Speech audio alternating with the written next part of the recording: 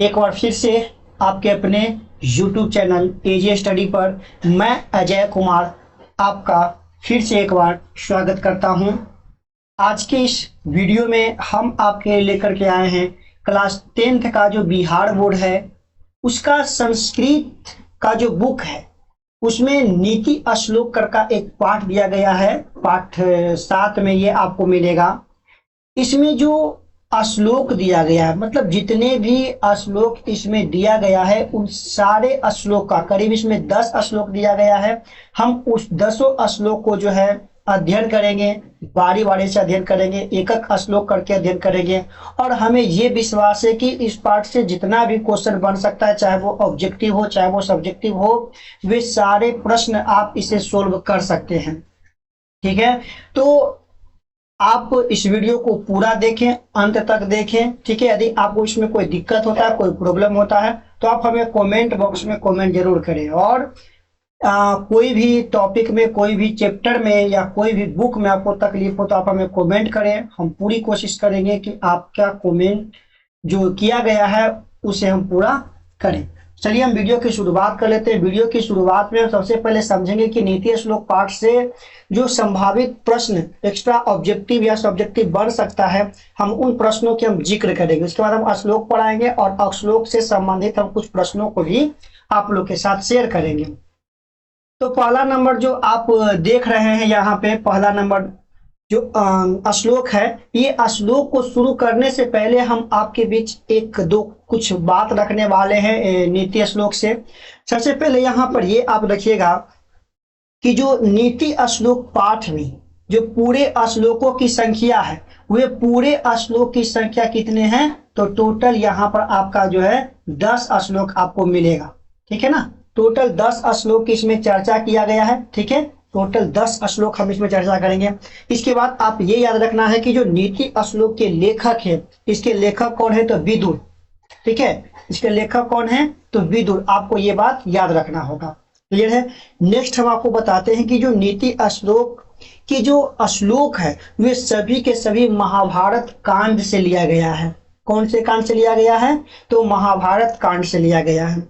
Next हम आपको बता दूं कि नीति श्लोक पाठ में जो बात बताया गया है वो नीति के ज्ञान है ना, मतलब एक मनुष्य का क्या कर्तव्य होना चाहिए, मनुष्य को कैसा होना चाहिए, ये सारी बातें इस 10 श्लोक के माध्यम से बताया गया। काफी रोमांचक श्लोक है, बताया गया है इसमें। आप इसे सुने, 2 बार सुन ले। हम पूरी कोशिश करेंगे कि आपको इन 2 बार में याद करवा दे। हम इससे पहले वीडियो की शुरुआत करें उससे पहले हम एक क्वेश्चन को और जिक्र करेंगे जो 2 नंबर का सब्जेक्टिव में पूछ देता है। उसमें हम पहला नंबर जो जिक्र करेंगे प्रश्न, ठीक है, उसमें आपको हम प्रश्न बोल रहे हैं, आप वो प्रश्न को लिख लीजिए। जैसे पहला है, विदुर नीति किसे कहते हैं। ठीक है, विदुर नीति किसे कहते हैं। जब आप बुक खोलिएगा ना तो बुक का जो फर्स्ट पृष्ठ में चैप्टर का जो कुछ आमुख दिया गया है, कुछ परिचय दिया गया है, उस चैप्टर परिचय में आपको ये क्वेश्चन का आंसर भी मिल जाएगा। ऐसे हम बोल देते हैं। देखिए, महाभारत युद्ध के आरंभ में, आप इसका आंसर नोट कर लीजिए ताकि हम इसके बाद हम श्लोक को जो है कंटिन्यू कर सके। महाभारत युद्ध के आरंभ में धृतराष्ट्र ने अपनी चित्त शांति के लिए विदुर से परामर्श किया। कौन क्या था, धृतराष्ट्र ने अपनी चित्त शांति मतलब आत्मा की शांति के लिए जो है विदुर से परामर्श किया था। तो विदुर ने उन्हें स्वार्थपरक नीति त्याग कर राजनीतिक के शाश्वत परमार्थी उद्देश्य दिया, है ना। मतलब स्वार्थ की नीति को त्याग करके क्या बताया उन्होंने, राजनीति के शाश्वत परमार्थी उद्देश्य उन्होंने बताया। और इसी को हम क्या कहते हैं, विदुर नीति कहते हैं। तो आप समझ गए हैं कि विदुर नीति क्या है ना, विदुर नीति क्या है, ये बात आप समझ गए होंगे। आइए अब हम आप लोग के भी जो चर्चा करने वाले हैं वो चर्चा करेंगे, श्लोक की हम चर्चा करेंगे। श्लोक को आप 2 बार पढ़ लीजिएगा। ठीक है, हम इसमें कैसे अगर श्लोक पूछ दे कि इस पाठ के आधार पर जो है वर्णन करें तो कैसे लिखना है, उस प्रश्न को भी हम जिक्र करेंगे यहाँ पर। सबसे पहले पहला श्लोक आपके स्क्रीन पर दिख रहा है। कि यस्यम कृत्यम न विद्यन्ति, यस्यम कृत्यम न विद्यन्ति शीत मुन्यम भयम रति। ठीक है, क्या बोलेंगे? यस्यम कृत्यम न विद्यन्ति शीत मुन्यम भयम रति। समृद्ध समृद्ध समृद्ध वा, समृद्ध समृद्ध वा स वै पंडित उच्यते। क्या बोलेंगे? यस्यम कृत्यम न विद्यन्ति शीत मुन्यम भयम रति। समृद्ध समृद्ध वा स वै पंडित उच्यते। फिर से एक बार बोल लिया जाए, यस्यम कृत्यम न विद्यन्ति शीत मुन्यम भयम रति, समृद्ध समृद्ध वा स वै पंडित उच्यते। है ना? इस श्लोक के माध्यम से क्या कहा गया है, नीतिकार क्या कहते हैं, विदुर क्या कहते हैं, विदुर का क्या कहना है? तो देखिए, अगर इस पाठ का सारांश हम बताऊं तो थोड़ा सा कुछ ब्रीफ में जाकर के हम बताएंगे इसको। हम पहले अगर इस प्रकार के श्लोक वाले पूछता था 2018 से पहले, अब तो डायरेक्टली आपको ये क्वेश्चन दे देगा कि नीति श्लोक पाठ के आधार पर पंडित किसे कहा गया है ना? या नरों में जो है ऊंच किसे कहा गया, नीति श्लोक पाठ के आधार पर ये आपको पूछ सकता है। ठीक है, यहाँ पर तो देखिए इस प्रश्न को उत्तर हम कैसे देंगे। अगर डायरेक्टली हम श्लोक को लेकर के चल लेते तो कहेंगे कि प्रस्तुत श्लोक विदुर नीति द्वारा संकलित नीति श्लोक पाठ से लिया गया है। आपका पीडीएफ टेलीग्राम पर अपलोड कर दिया जाएगा। प्रस्तुत श्लोक विदुर नीति द्वारा लिखित नीति श्लोक पाठ से लिया गया है। इस श्लोक के माध्यम से नीतिकारों ने पंडित जनों के विशेषता पर प्रकाश डालते हुए कहते हैं। ठीक है, पंडित जनों की विशेषताओं पर प्रकाश डालते हुए कहते हैं, है ना?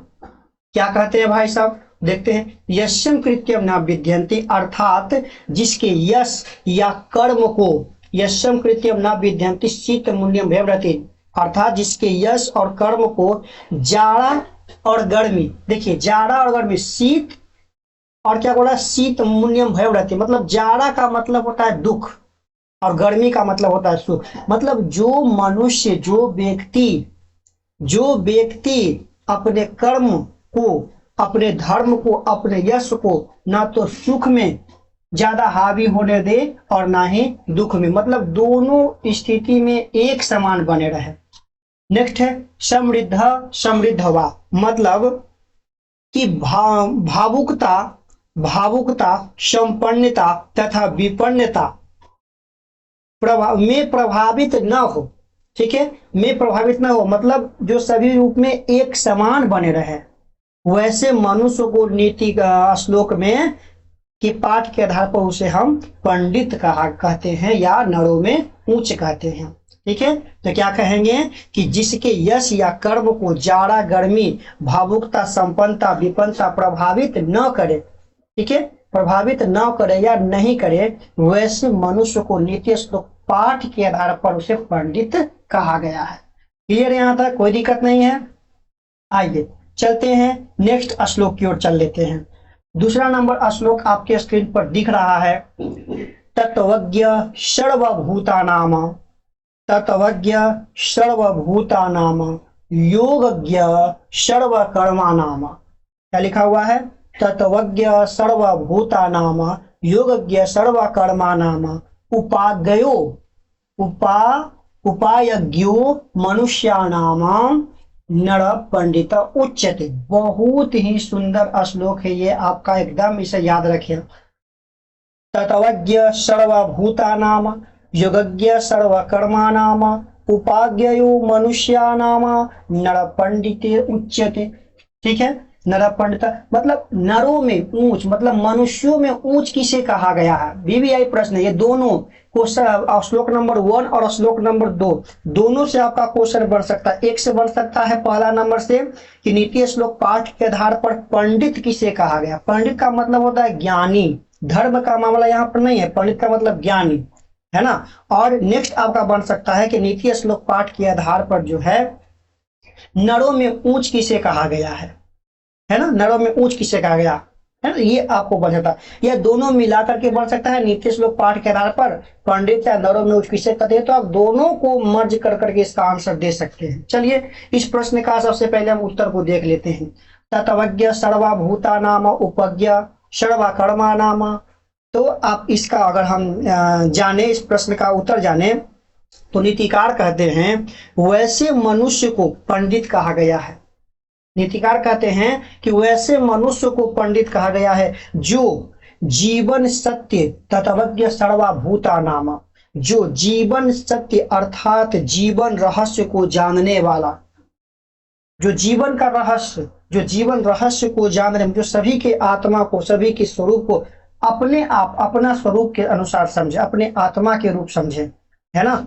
जो जीवन सत्य अर्थात जीवन रहस्य को जानने वाला, कार्य कुशल तथा जो किसी मनुष्य को उपेक्षा न करे, सभी को जो है अपने स्वरूप समझे। जब प्रत्येक व्यक्ति सभी के आत्मा को, सभी को रूप के अपने स्वरूप समझेंगे तो उनको ये आभास होगा कि इस प्रकार हमें कोई चीज से दुख होता, तकलीफ होता, वैसे ही अगर हम किसी को सताते हैं तो उन्हें भी तकलीफ या दुख होता होगा, है ना।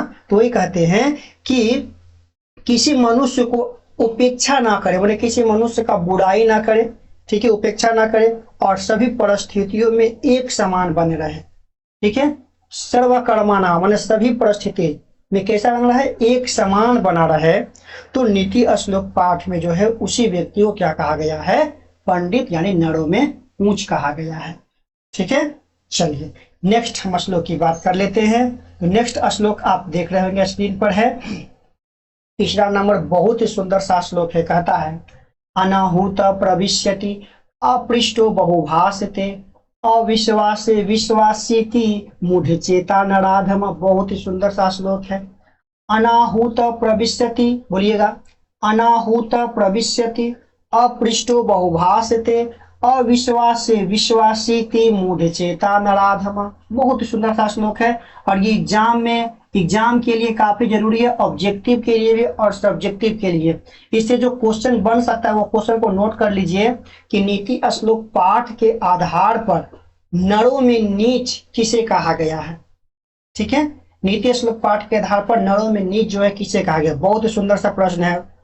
देखिए, तो इस प्रकार से डायरेक्टली क्वेश्चन पूछ दे हिंदी में कि नीति श्लोक पाठ के आधार पर नरों में नीच किसे कहा गया है, तो आप इसका एक सेपरेट आंसर, पहले एक मॉडल तैयार कीजिए आंसर का, ठीक है ना, उत्तर का जो है एक मॉडल तैयार करेंगे। ऐसे लिखेंगे कि नीति श्लोक पाठ के आधार पर, नीति श्लोक पाठ के आधार पर नीतिकारों का कहना या विदुर का कहना, विदुर को इन्वर्टर का बंद करेंगे, विदुरों का कहना है कि कॉमा पैराग्राफ चेंज अब लिखते हैं अनाहूत प्रविश्यति, मतलब जानते हैं क्या होता है, जो व्यक्ति बिना बुलाए किसी के यहाँ चला जाए। याद कीजिए, ऐसे ऑब्जेक्टिव पूछ सकता है ना, ये पूरा श्लोक से भी आपको ऑब्जेक्टिव बना के पूछ सकता है या हिंदी में कन्वर्ट करके भी ऑब्जेक्टिव पूछ सकता है। जो व्यक्ति बिना बुलाए किसी के यहाँ चला जाए, अनाहूत प्रविश्यति, क्लियर है। अपृष्टो बहुभाषते, मतलब क्या होता है, और जो बिना पूछे बक बक करने लगे, मतलब किसी से अगर कोई उससे कोई सलाह भी नहीं ले रहा है और वो वहां पर जाकर के अपना उद्देश्य जो अपना उपचार जो है, अपना दर्शन जो है वहां पर प्रस्तुत कर रहा है बिना कुछ पूछे हुए, है ना। तो जो व्यक्ति बिना बुलाए किसी के यहाँ चला जाए, अपृष्टो बहुभाषते, जो बिना पूछे बक बक करने लगे, अविश्वासे विश्वासीति, अविश्वासे विश्वासीति मूढ़ चेता नराधम, और जो व्यक्ति अविश्वासी जंतु पर, अविश्वासी पशुओं पर या अविश्वासी प्राणियों पर विश्वास करता हो, जो प्राणी अविश्वासी है, जो विश्वासघात कर सकता है। जब हम आपको पढ़ाएंगे व्याघ्रपथी कथा तो उसमें हम चर्चा करेंगे, नख वाले, दंत वाले, सिंह वाले हिंसक पशु पर कभी भी भरोसा नहीं करना चाहिए। चार पैर वाले पशु पर कभी भरोसा नहीं करना चाहिए। अब दो पैर भी उसमें ऐड कर दीजिए, है ना, वो भी अब विश्वासघात करने लगा है। तो क्या यहाँ पर हमने सीखा, अनाहूत प्रविश्यति, यानी जो व्यक्ति बिना बुलाए किसी के यहाँ चला जाए, जो व्यक्ति बिना पूछे बकबक करे और जो अविश्वासी पर विश्वास करे, वैसे व्यक्ति को नीति श्लोक में क्या कहा गया है, नरों में नीच कहा गया है, मूढ़ चेता नराधमा कहा गया है। क्लियर है यहाँ तक? यहाँ तक क्लियर है तो लाइक कीजिए, वीडियो के अंत तक बने रहे। टोटल पूरे श्लोक को हम जो है एकदम निचोड़ लेकर के आए हैं आपके लिए। चलिए, बहुत ही सुंदर सा श्लोक आपके स्क्रीन पर दिख रहा है, बहुत ही महत्वपूर्ण। आइए पहले इस श्लोक का पाठन करते हैं हम। एको धर्म परम श्रेय, बोलिएगा, एको धर्म परम श्रेय, क्षमो का शांति रुक्तमा। एको धर्म परम श्रेय, क्षमो का शांति रुक्तमा। विद्या का परमा तृप्ति, इसको पूरा को आप अंडरलाइन कर लीजिए क्योंकि ऑब्जेक्टिव यहां से डायरेक्टली पूछ देता है। विद्या का परमा तृप्ति, अहिंसा, अहिंसय, अहिंसीसय का सुखा वहा। ठीक है, एको धर्म परम श्रेय, क्षमा का शांति रुक्तमा। विद्या का परमा तृप्ति, अहिंसा, अहिंसय का सुखो वहा। ना, बहुत ही सुंदर सा श्लोक है। ठीक है, इससे ऑब्जेक्टिव तो एकदम बार बार पूछता है। इसका अगर बात करें, एको धर्म परम श्रेय, मतलब नीतिकार कहते हैं कि एक ही धर्म सबसे श्रेष्ठ है। वो क्या है? सत्य है ना। एक ही धर्म सबसे श्रेष्ठ है, सर्वश्रेष्ठ है। और क्षमा का शांति रुक्तमा, मतलब क्षमा करने से शांति मिलती है। यदि आप पूरी कभी क्रोधित हो और क्रोधित हो, ठीक है, और क्रोधित अपना क्रोध अगर निकाल देते हैं तो कुछ समय बाद आप उसका पछतावा कीजिएगा। लेकिन जब उस क्रोध को आप पी करके सुकून का महसूस करते हैं तो उस समय आपको शांति महसूस होती है ना। तो क्षमा करने से क्या होता है? शांति महसूस होता है। ठीक है, ठीक है। विद्या का परमातृप्ति, VVI एकदम है, पूरा संस्कृत वाला आप पाठ याद कर लीजिए। इसमें विद्या का परमातृप्ति मतलब पता है क्या हुआ कि जो है विद्या की प्राप्ति मनुष्य की विजयशील बनाती है। सबसे बड़ी प्राप्ति क्या है? विद्या। ठीक ना, तो विद्या की प्राप्ति जो है मनुष्य को विजयशील बनाती है। और अहिंसा सुखो वहा, और किसी को कष्ट न पहुंचाना सुख देने वाली होती है। और किसी को कष्ट न पहुंचाना सुख देने वाली होती है। ठीक है, चलिए अगले प्रश्न की, अगले श्लोक की हम बात कर लेते हैं। अगला श्लोक आपके स्क्रीन पर दिख रहा है, रोमांचक, बहुत ही सुंदर सा श्लोक। कहता है, त्रिविंदम नरकस्येदम, त्रिविंदम नरकस्येदम, द्वारम नाशनमात्नम। त्रिविधम नरकस्येदम, द्वारम नाशनमात्नम। काम क्रोधस्तथा लोभ अस्त अस्मादेतत् त्रयम् त्यज्यते। ठीक है, फिर से पढ़ते हैं। त्रिविंदम नरकस्येदम, द्वारम नाशनमात्नम। काम क्रोधस्तथा लोभ अष्टमादतेत त्रयम् त्यज्यते। बहुत सुंदर सा श्लोक है। नीतिकार कहते हैं कि काम, क्रोध और लोभ, इस ऑब्जेक्टिव क्या बनता है हम बता रहे हैं। काम, क्रोध और लोभ ये तीन नरक जाने का द्वार है। क्वेश्चन बन जाएगा, नरक जाने का कितना द्वार है? तो 3 गो। कौन कौन? काम, क्रोध और लोभ। क्लियर है? काम, क्रोध और लोभ। तो क्या नीतिकार कहते हैं कि काम, क्रोध और लोभ ये तीनों नरक जाने का द्वार है तथा ये आत्मा को नाश करने वाले, ये आत्मा को नाश करने वाले होते हैं। इसीलिए ये तीनों को जो है मनुष्य को त्याग देना चाहिए, है ना। काम, क्रोध और लोभ ये जो है क्या होता है? नरक जाने का द्वार है। काम, क्रोध और लोभ। लोभ का मतलब जानते होंगे, लोभ जो है पाप का कारण बनता है ना। काम का मतलब होता है कि एक ही क्रिया को, एक ही काम को अगर हम अपने जीवन भर करते रहें तो जीवन सफल नहीं होगा, है ना। जीवन सफल नहीं होगा। अगर मान लिया जाए हम लगातार 10 साल क्लास 10th का ही तैयारी करें तो बताइए जीवन सफल होगा आपका? नहीं ना होगा। ठीक है, काम, क्रोध, और क्रोध का मतलब गुस्सा। गुस्सा भी क्या होता है? अभी जस्ट हम बताएं कि जब गुस्सा आता है तो अगर किसी को क्षमा करते हैं गुस्से के समय में तो शांति मिलती है। लेकिन गुस्सा में मनुष्य कुछ भी कर डालता है। तो ये तीनों को क्या करना है? त्यागना है। क्लियर है? चलिए अगले प्रश्न की हम बात कर लेते हैं। आ गया बहुत ही सुंदर, बहुत ही रोमांचक श्लोक आपके स्क्रीन पर दिख रहा है। 6ठा नंबर श्लोक। षड्दोष पुरुषेनेह हातव्य भूति मिक्षता। षड्दोष पुरुषेनेह हातव्य भूति मिक्षता। निंद्रा तंद्रा भयम क्रोध आलस्यम दीर्घ सूत्रता। क्या है? षड्दोषा पुरुषे नेह हातव्य भूति मिच्छता। निंद्रा तंद्रा भयम क्रोध आलस्यम दीर्घ सूत्रता। बहुत ही सुंदर, बहुत ही रोमांचक श्लोक है। आइए हम इस श्लोक की वर्णन करते हैं और ऑब्जेक्टिव क्या इससे बन सकता है वो हम आपको बताते हैं। ठीक है, तो याद रखिएगा, षड दोषा मतलब मनुष्य में जो है 6 प्रकार के दोष है।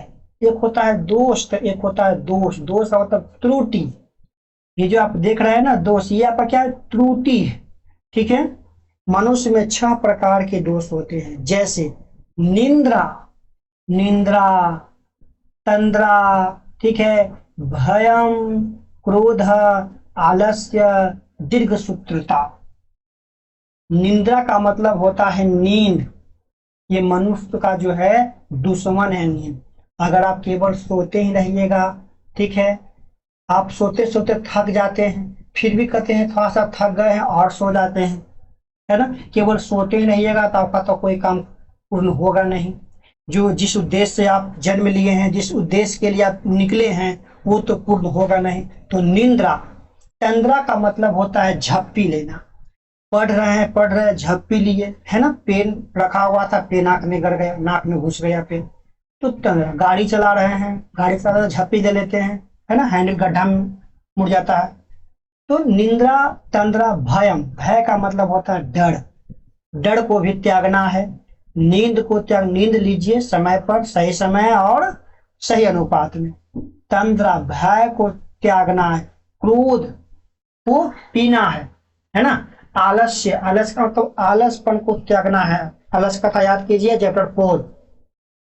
दीर्घ सूत्रता मतलब देरी से काम करना। बचपन में इसके लिए आप लोग बहुत पिटाए होंगे। टीचर ने होमवर्क दिया, बना करके लाना घर से, शाम को आप घर लौटे, चल गए घूमने के लिए, खेलने के लिए, रात हो गई, टेंशन में है कि हमको होमवर्क मिला है, नहीं बनाएंगे तो पिटाई लगेगा। रात में आए 7 बजे 6 बजे, खाना खा लिए, मम्मी से खाना मांगे, मम्मी थक गए, खाना खिला दो। खाना खा लिए, खाना खाने के बाद मन पूरा बैठ गया, थोड़ा सा सो लेते हैं, सुबह उठ के होमवर्क क्लियर कर लेंगे। सुबह उठे लेट से, जल्दी जल्दी में क्या हुआ, तैयार हुए, होमवर्क बनाना भूल गए, है ना। स्कूल में जाइए, बस मुर्गा बनिए, छड़ी खाइए। तो जो समय जो काम आपको दिया गया उसमें निश्चित समय, नियति समय में जो पूरा कर लेना चाहिए। ये मनुष्य के 6 दोष है। 6 दोष को मनुष्य को करना है, त्यागना है। ठीक है, चलिए अगला श्लोक ले लेते हैं। अगला श्लोक आपका आ गया, बहुत ही सुंदर सा श्लोक, पढ़ते हैं।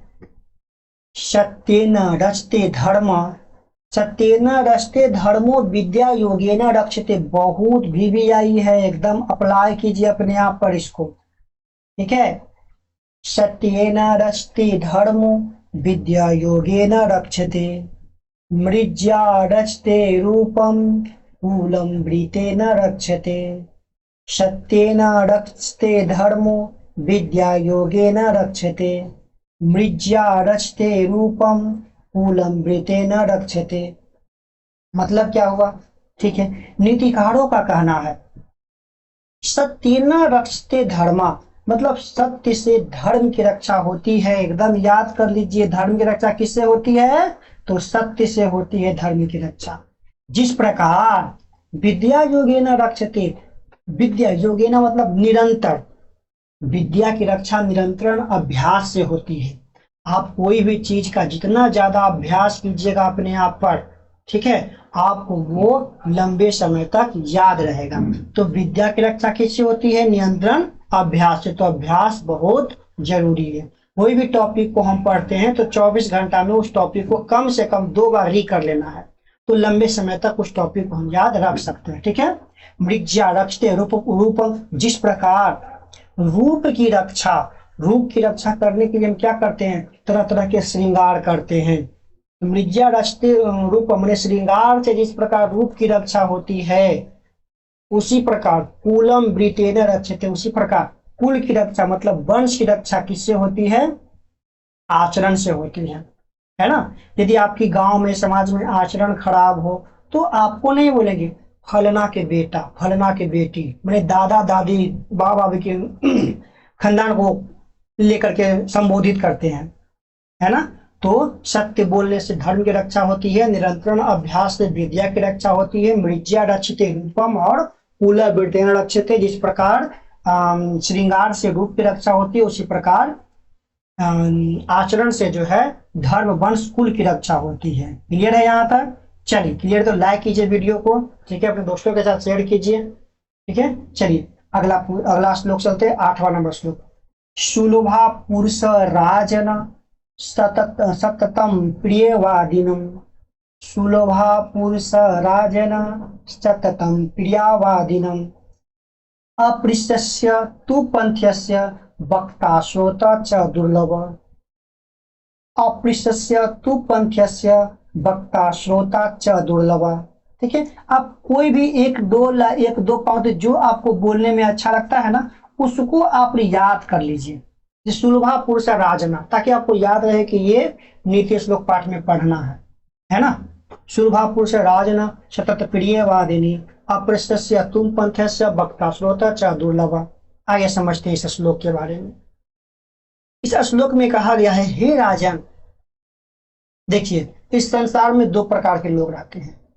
एक होते हैं जो कटु वचन बोलेंगे लेकिन वो आपके हित में होंगे। एक होते हैं जो मीठी मीठी बातें बोलेंगे, बहलाने में आपको बहलाएंगे, फुसलाएंगे, लेकिन वो आपको हित में नहीं होगा। तो दो प्रकार के लोग मिलते हैं, ठीक है। आप कभी एज्यूम कीजिएगा कि आपको देखिए कि किस किस प्रकार के लोग आपके आसपास इर्द गिर्द मिलते हैं। जैसे पहला कहता है, हे राजन, मधुर वचन बोलने वाले। मधुर माने जिसके सुनिएगा तो लगता है कि हाँ मध बरस रहा है, और ये इसकी आवाज का, इसकी जो वचन उसका हम भाखन करें, ठीक है ना। हाँ, मधुर वचन बोलने वाले तथा सुनने वाले तो आसानी से मिल जाते हैं।